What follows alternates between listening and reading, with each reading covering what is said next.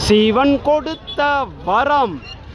திருவாரூர் தேரை பார்ப்பதற்காகவோ தேர் திருவிழாவில் கலந்து கொள்வதற்காக லட்சக்கணக்கான மக்கள் இதை பாருங்க, காலை முதல் மாலை வரை இங்கே கூடி மகிழ்கிறார்கள் என்று நீங்கள் எல்லாம் நினைக்கலாம்.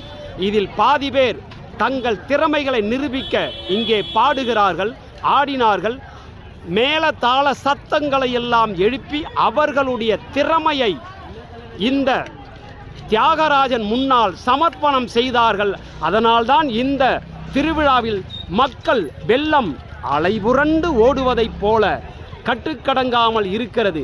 இந்த அற்புதமான நிகழ்ச்சியை முன் உதாரணமாக நாம் எடுத்துக்கொண்டு அவரவர் ஊரில் நடக்கும் திருவிழாக்களில் அந்தந்த ஊர் மக்களின் திறமைகளை வெளிப்படுத்தினால் எல்லோரும் சாதிக்கலாம், ஜெயிக்கலாம், வரலாறு படைத்து வாழ்ந்து காட்டலாம் என்பதுக்கு இந்த காட்சியும் இங்கு நடக்கும் நிகழ்ச்சியுமே நமக்கு சாட்சியாக இருக்கிறது.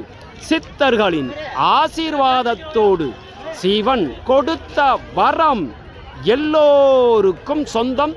திருவாரூரில் இருந்து இந்த பதிவு மகாதுரை.